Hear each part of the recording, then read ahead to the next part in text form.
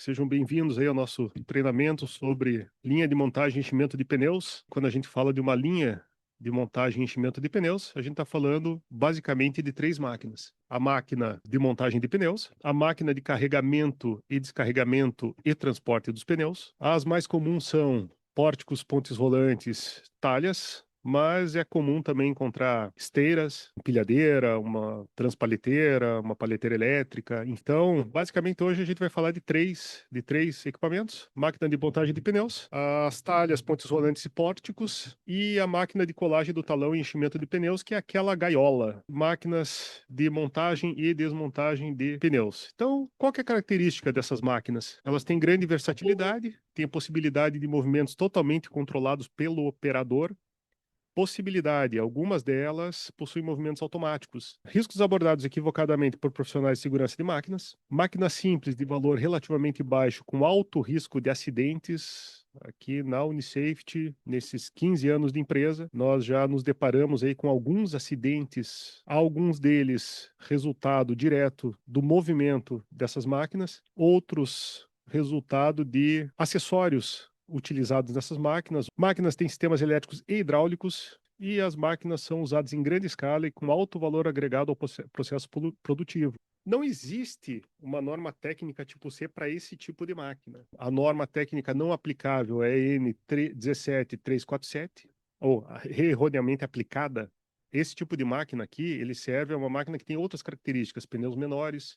Como ela não tem uma norma técnica tipo C, a gente aplica a norma tipo A, 12.100, e as demais normas: 13857, instâncias de segurança; 14120, proteções fixas e imóveis; 13850, sistemas de emergência; 13849, confiabilidade; 4413, sistemas hidráulicos; 13854, folgas para evitar ou prevenir o esmagamento de partes do corpo. Então são essas normas aqui basicamente que a gente tem que aplicar. Aplica-se a NR12, mas leva-se em consideração o estado da técnica e a característica dessa máquina. Ó, o item 12.5 da NR12 diz o seguinte: que as zonas de perigo das máquinas e equipamentos devem possuir sistemas de segurança caracterizados por proteções fixas, proteções móveis e dispositivos de segurança interligados, ou seja, optoeletrônicos, sensores sensíveis à pressão e etc. Mas nesse tipo de máquina, como é que a gente vai fazer? São esses dispositivos ali que a NR12 prevê, são dispositivos que afastam o operador do risco. Mas nesse tipo de máquina, infelizmente, a gente não consegue utilizar. São aquelas as que a gente chama aqui de barreiras duras.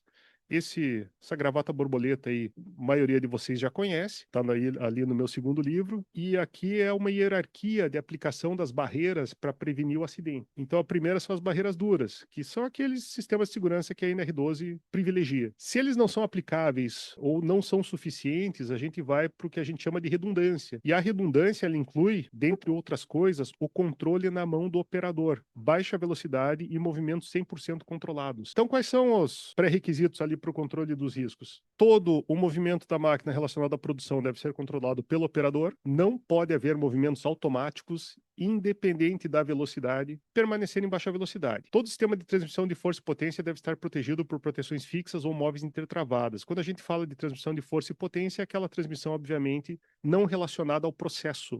Engrenagens, correias. As mangueiras do sistema hidráulico devem estar com a retenção mecânica instalada para evitar aquele açoite. Os comandos devem operar em extra baixa tensão. Sistema de parada de emergência deve atender categoria mínima 3. O botão de parada de emergência deve estar o mais próximo possível do controle da máquina e ao alcance direto do operador durante todo o ciclo de operação. Vamos iniciar agora os requisitos e o treinamento para pontes rolantes, pórticos e semipórticos. Esse aqui é um exemplo de um semipórtico. E talhas. Então, as características de talhas, pórticos e pontes rolantes são máquinas de grande versatilidade, possibilidade de movimento totalmente controlado pelo operador. Máquina apresenta perigos e riscos presentes em locais com prejudicado campo de visão pelo operador que controla os movimentos. E não é só prejudicado porque ele não tem um campo de visão. Muitas vezes peça é grande, o que ele está transportando é grande e ele não tem um campo de visão apropriado. Mas esse não é o maior dos problemas. Um dos grandes problemas que existe nessa máquina é que o operador ele tem que estar atento à carga e ao movimento da carga e ao gancho e às lingas que estão erguendo aquela carga. O operador de uma talha, de um pórtico, de uma ponte rolante, ele tem várias preocupações além daquelas de olhar o que está acontecendo em volta, de olhar os transeuntes ou outros operadores de máquina. Máquina com norma tipo C para segurança de máquinas. Nós temos, essa aqui já é um pouquinho mais simples. Nós temos NBR e normas europeias harmonizadas. São duas. Tá? Riscos abordados equivocadamente por profissionais de segurança de máquinas.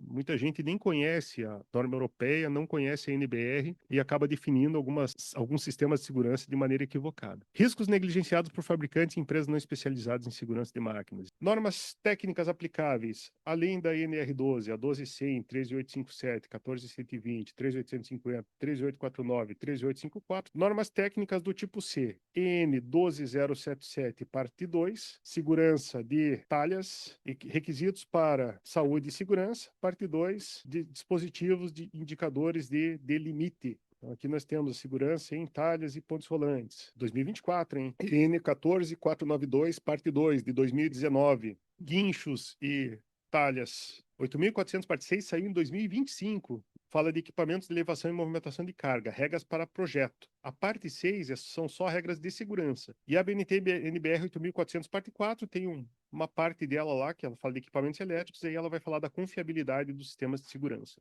Então, quais são os requisitos para controle de risco? Primeiro, NR12. Então, o que o item 12.5.1 da NR12 diz? Que as zonas de perigo das máquinas e equipamentos devem possuir sistemas de segurança caracterizados por proteções fixas, proteções móveis e dispositivos de segurança interligados, optoeletrônicos, sensores sensíveis à pressão e etc., que resguardem proteção à saúde e integridade física dos trabalhadores. Tem como aplicar isso numa ponte rolante? Tem como separar o operador da máquina? É praticamente impossível. A ponte rolante, às vezes, muitas vezes posiciona a peça, carrega uma máquina. Então você tem que deixar o operador lá próximo. E daí? Como é que faz? Daí que a NR12 traz a solução para isso, que diz no item 12.1.9 que na aplicação desta NR devem considerar as características das máquinas e equipamentos, do processo, a apreciação de riscos e estado da técnica. O seu subitem diz ainda que a adoção no sistema de segurança nas zonas de perigo deve considerar as características técnicas da máquina e do processo de trabalho e as medidas alternativas técnicas existentes, de modo a atingir o nível de segurança necessário. Entende-se por alternativas técnicas existentes as previstas na NR12, bem como as normas técnicas oficiais, nas normas internacionais aplicáveis e, na ausência ou omissão destas, nas normas europeias tipo C harmonizadas. Se eu não tenho uma norma brasileira ou se a norma brasileira não aborda determinadas questões, eu encontro uma alternativa técnica existente nas normas europeias tipo C harmonizadas. Pronto. 8.400 parte 6 diz o seguinte: controles. Todos os controles devem parar o equipamento automaticamente assim que eles forem soltos pelo operador, por meio de sistema de segurança posição 0. Os controles do tipo joystick devem ser dotados de sistema homem-morto, botão de 3 posições, no qual o último é a emergência. Botou ali a segurança na mão do operador. A máquina não funciona sozinha, ela não tem ciclo automático. Tem lá um operador que vai controlar, a segurança está na mão dele. E a ZN, o que diz? A ZN diz a mesma coisa. O hold to run é a chave de ação continuada. E a segunda? A segunda são dispositivos de limitação de movimento. Então, os mecanismos de elevação. Estamos falando aqui da 8.400 parte 6. As chaves de atuação no mecanismo de elevação devem ser restritas às posições superiores e inferiores operacionais por meio de atuação de chaves limites automáticas. E a norma N diz o quê? Diz a mesma coisa. As talhas devem ser equipadas com limitadores de subida e descida, de acordo com a 12077. Opa, olha lá, 14492 falou, a 12077 fala a mesma coisa. Limitador superior, limitador inferior, limitador de afrouxamento do cabo, limitador de movimentos de translação, limitador do espaço de trabalho e dispositivos anticolisão. Tudo isso aqui é exigência da 12077. Mesmo alguns desses tendo sido omitidos na 8.400, eles devem ser aplicados como norma técnica tipo C. 12077, aí tem um ponto importante, isso aqui foi omitido também da 8.400, mas é um requisito de extrema importância. Onde o movimento for provido com um limitador de movimento, após esse limitador de movimento ser atuado, o movimento na direção oposta para uma condição de segurança deve ser possível sem necessidade do reset. Ele diz aqui, a 8.400, que deve ser previsto sistema para evitar sobrecarga do mecanismo de elevação. Que mais que fala 8.400? Não fala nada, só fala isso.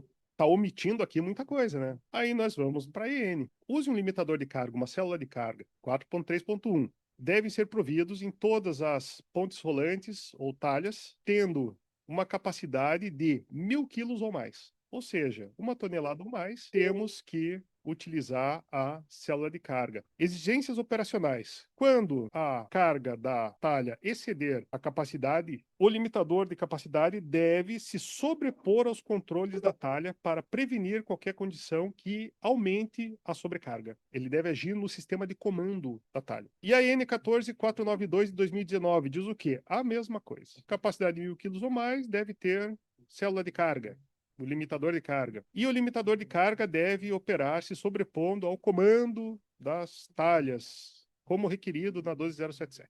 Só que ele diz o seguinte também, ó, a 14492 ela é um pouco mais detalhada. Esta exigência pode ser tanto por ação direta quanto por ação indireta, ou limitadores de capacidade de ação direta e limitadores de células de carga com ação indireta. Qual que é a diferença de um e de outro? Ação direta é uma célula de carga que você programa a carga maior dela. A ação indireta é o que a gente utiliza nas nossas soluções. É a célula de carga que você faz aquele setup de colocar 10% acima da carga, setou 10% acima da carga, toda vez que chegar lá, a célula de carga vai desligar os comandos de subida. Inclusive, isso que eu acabei de comentar está bem detalhadinho na 14492, como instalar e etc. Dispositivos de translação para talhas, pórticos e pontes rolantes. Então, 5.1.2 da 8.400, parte 6. Diz que todos os movimentos de translação e direção devem possuir chaves limites do tipo fim de curso. Aqui também tá. Mas quais movimentos de translação? Então vamos lá, a 8400 ela não é tão detalhada. Tá? Então, se a gente for na 12077, parte 2, ela fala de movimentos de translação e direção e fala dos dispositivos anticolisão, que são tão importantes quanto. E o que são dispositivos anticolisão? São aqueles dispositivos que previnem a colisão entre as travessas das pontes rolantes, entre os pórticos e entre pórticos e pessoas. Tipos de dispositivo que a gente pode utilizar como dispositivo anticolisão. Fins de curso, sensores optoeletrônicos de feixe único podem ser utilizados também. Sensores ultrassônicos é o que o pessoal mais utiliza. Radares pode ser utilizado, enfim. E Guilherme, o que fala com relação à confiabilidade? Bom, a 8400, parte 4, fala ali que tem que usar 60 a 204, categoria 1 para dispositivos conectados diretamente e categoria 2 para não conectados diretamente. Puxa vida, o que isso significa, né? Que a gente tem uma confusão interpretativa, né? Eu preferi recorrer às ENs. O que a EN fala sobre isso, né? Ela diz que os componentes eletromecânicos, hidráulicos e pneumáticos devem atender ao menos performance level C e categoria 1. Guilherme, posso usar só categoria 1, desde que ele atenda performance level C. Eu utilizaria ao menos categoria 2. Por quê? Por causa disso aqui, ó. Então, se a gente for na 13849, se ele fala de um PLC, ele está falando em dois caminhos. S1, F2, P2, o que não faz sentido para nós, porque o S1 a 14153 não diferencia F1, F2, P1 e P2, mas ele toma um caminho aqui de S2, F1, P1. Então, S2, F1, P1 para nós é categoria 2. Categoria 2 e categoria 1 são muito parecidos em termos de performance e em termos de custo. Então, não existe uma correlação direta de categoria e performance level. Porém, nesse caso, performance level C, eu optaria ou usa-se os dispositivos todos com MTTF alto, ou utilizamos os dispositivos de segurança em categoria 2, no mínimo. Exemplos de sistemas de segurança: célula de carga, parada de emergência, limitadores de movimento, limitadores de subida e descida e etc. Vamos falar agora um pouquinho das gaiolas. As gaiolas finalizam nossa linha de montagem e desmontagem de pneus. Se olhar uma gaiola, ela não tem movimentos elétricos, mecânicos, pneumáticos. Então, por que ele aplica a NR12? Porque a NR12 ela tem um requisito para esse tipo de equipamento. Ele diz o seguinte, que nas atividades de montagem e desmontagem de pneumáticos, item 12.7.7, das rodas das máquinas e equipamentos não estacionários que ofereçam risco de acidentes, devem ser observadas as seguintes condições. Letra A e letra B. O enchimento de pneumáticos só poderá ser executado dentro de dispositivo de clausura ou gaiola adequadamente dimensionada, até que seja alcançada uma pressão suficiente para forçar o talão sobre o aro e criar uma vedação pneumática. Muitos acidentes acontecem do talão se desprender e ele vira uma navalha, corta a cabeça do operador, ou de algum acessório da roda se desprender e atingir o operador. E aí eu vou trazer aqui um estudo de caso que define algumas situações importantes para a gente poder atender na R12 nesse tipo de máquina, né? Criar a gaiola com proteções fixas e móveis. Essa gaiola é uma gaiola grande, fim de curso na proteção móvel, ter travada com sensor magnético. Mas por que sensor magnético aqui? Tem que ser no mínimo categoria 3. Sensor magnético nós temos que tomar muito cuidado, porque se você não tiver uma tranca e uma trava, um estouro da roda pode empurrar essa porta em cima do operador, ou em cima de quem estiver passando. Essa máquina aqui especificamente, ou você fixa o magnético na tranca, ou essa aqui é um estudo de caso que eu estou mostrando aqui para vocês, né? Essa aqui a porta não fechava, tá? Ela tinha um declive, você tentava fechar a porta, ela abria, tentava fechar a porta, ela abria. Quando que ela permanecia fechada? Quando se colocava a tranca. Então pronto. Aí a gente pode utilizar aqui esse sensor magnético. Ali para acomodar o pneu na posição vertical. Por que na posição vertical? Porque o talão, quando estoura, quando acontece o acidente, ele voa perpendicular ao pneu. Então, nesse caso, ele voaria para os lados e o lado ele tem contenção. Em cima não. Se você notar que essa máquina não tem proteção em cima. Se ela tivesse proteção em cima, aí talvez você não precisasse disso aqui, né? Mas nesse caso especificamente, como o pneu era colocado aqui, a roda era carregada, a máquina era carregada por ponte rolante, não tinha como você fechar em cima. Então, foi colocado esse sistema para acomodar o pneu lá. Tubulação rígida até o cavalete de acomodação. Por que essa tubulação rígida? Por dois motivos. Primeiro, para não estourar, né? E segundo, quando você coloca a tubulação rígida, você previne que o pessoal lá burle essa gaiola e traga a mangueira para fora do perímetro da gaiola para poder encher os pneus lá, para poder fazer o serviço, para poder ser mais rápido. Válvula pneumática de segurança em categoria 3, ou seja, eu só pressurizo o sistema com minha porta fechada, sistema de rearme e botão de emergência. E é importante aqui, mas eu preciso limitar, às vezes tem um calibrador, tem um booster, ali tem todo o sistema, eu preciso limitar a minha pressão dentro da gaiola. Dentro da gaiola não há necessidade de limitar a pressão. Inclusive, para ser mais rápido e para executar uma colagem mais fiel do talão, muitas vezes se usa duas válvulas. Uma lá com a pressão máxima, para que essa colagem do talão seja feita de maneira apropriada, e outra lá para o calibrador, para chegar na pressão necessária lá de utilização do pneu. Obrigado. Pessoal, era isso que eu tinha para falar para vocês hoje. Obrigado por assistir esse vídeo até o final. Gostou? Curte, compartilha, ativa as notificações. Quem quiser se aprofundar mais nesse assunto, tem o livro aqui, está à disposição, editorauni.com.br, e adicionalmente tem o livro aqui, já vamos criar uma cultura de segurança interessante nas crianças. Está aqui o livro Segurança Doméstica para Crianças, também está lá no editorauni.com.br. Isso aqui vale para crianças ali a partir da alfabetização, 5, 6 anos, até os 12, 13 anos, vai aprender a se proteger e avaliar os riscos dentro da sua própria casa. Obrigado, pessoal. Grande abraço. Até a próxima.